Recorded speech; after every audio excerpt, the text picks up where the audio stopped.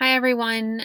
This video is going to go over the directions for this week's virtual lesson for the week of April 6th through April 13th. So just to review last week, the week of March 30th through April 6th, the assignments that you were to submit for grading were the Playposit on the origins of lynching culture. This was a 5-point assignment here.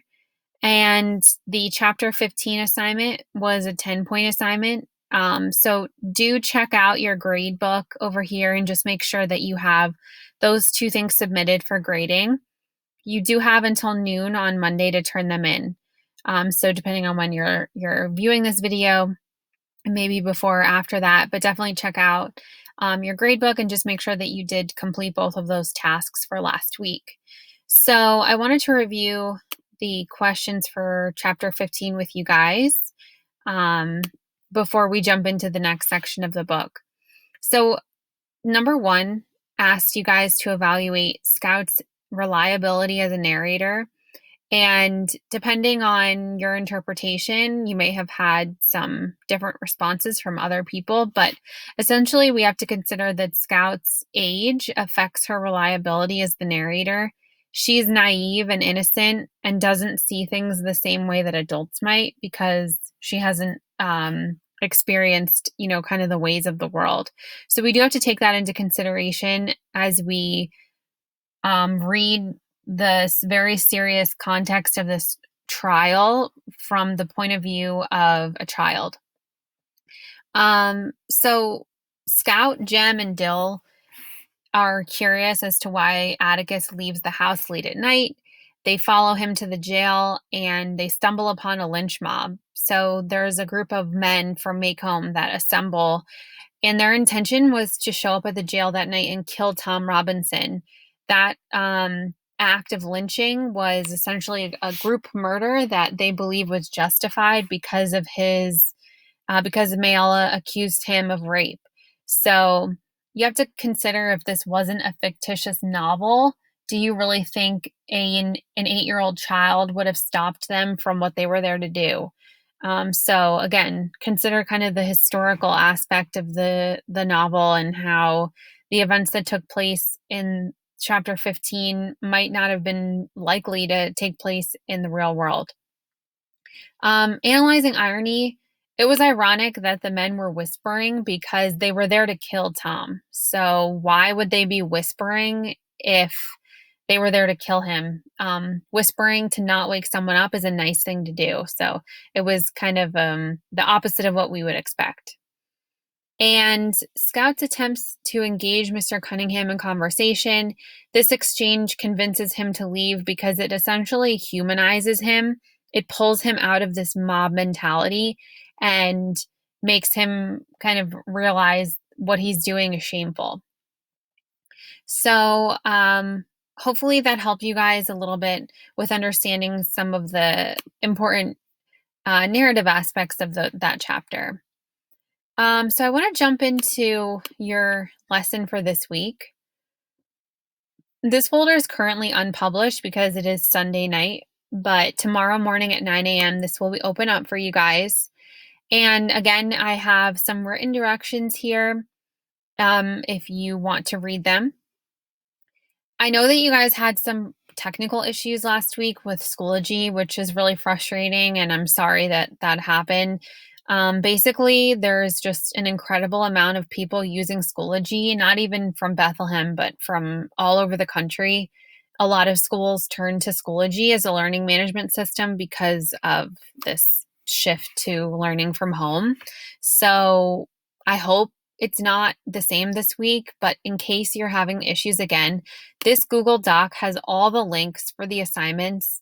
So if you can at the very least open this up, you can just click on these things to take you to the items in Schoology if you are having problems logging in and staying in.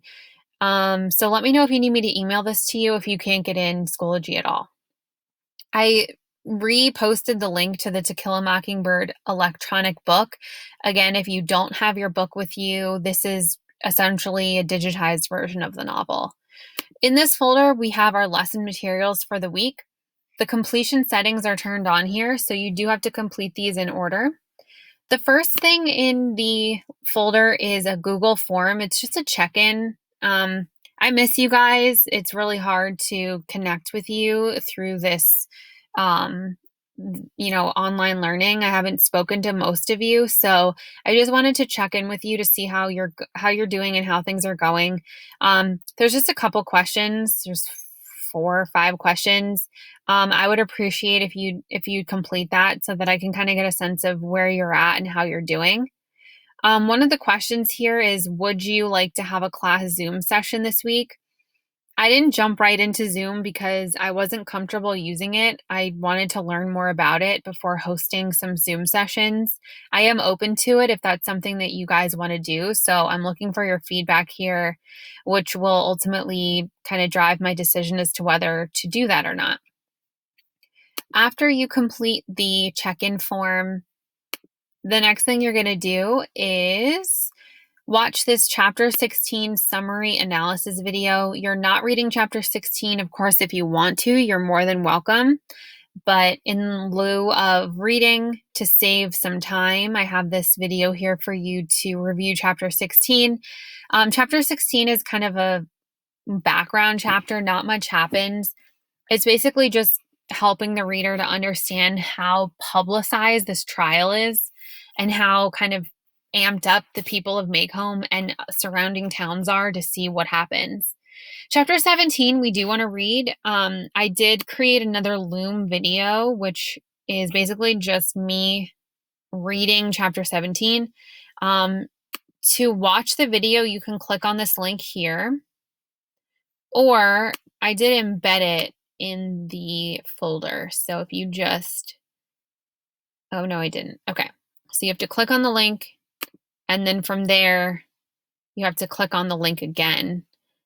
I'll try to fix that. And that will take you here. This is 25 minutes. It's basically just me reading chapter 17, but there's also the text in the background if you need it. I do apologize. My dog barked like 3 times while I was recording this, so I'm sorry. You'll hear Zoe barking once or twice. You do not have to watch this Loom video. You can absolutely just read chapter 17 on your own, but if you like listening to it, I did create this for you here. Okay. So chapter 17, we will see Sheriff Tate and Bob Ewell testify. They're witnesses in the trial. This is just one chapter of many that can constitute the entire trial. So there will be more to come.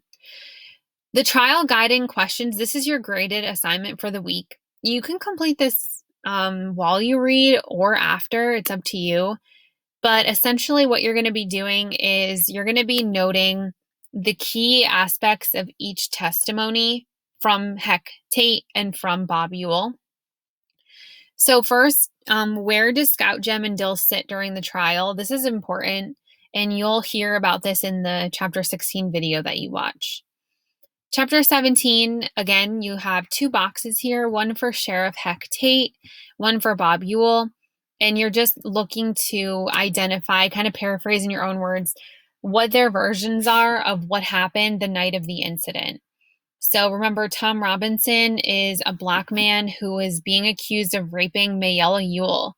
She is Bob Ewell's daughter, and these are some witnesses that have been called upon to testify. So as you read, or after you read, write down the main facts from each of their testimony. I'm asking you to do at least 3, but you can certainly add more if you would like to. Okay, so that's it. So you'll submit that when you're done. And then the last thing I have is a clip from the film. This is Bob Ewell's testimony. I'll warn you, this is not the best quality video. I feel like someone videotaped the movie, but it's what I found on YouTube. It's like 3 minutes long, and it'll give you kind of a visual of what the courtroom setup looks like, and you'll also get to see Bob Ewell on the stand. Okay, so that's the last piece for the lesson. So all in all, this should not take you more than 90 minutes to complete. You have until April 13th at noon to complete these tasks. As always, please reach out to me if you have questions. send me a message on Schoology, email, remind. I would love to hear from you guys. And even if you don't have a question, if you just want to check in with me, please feel free to do so. Okay.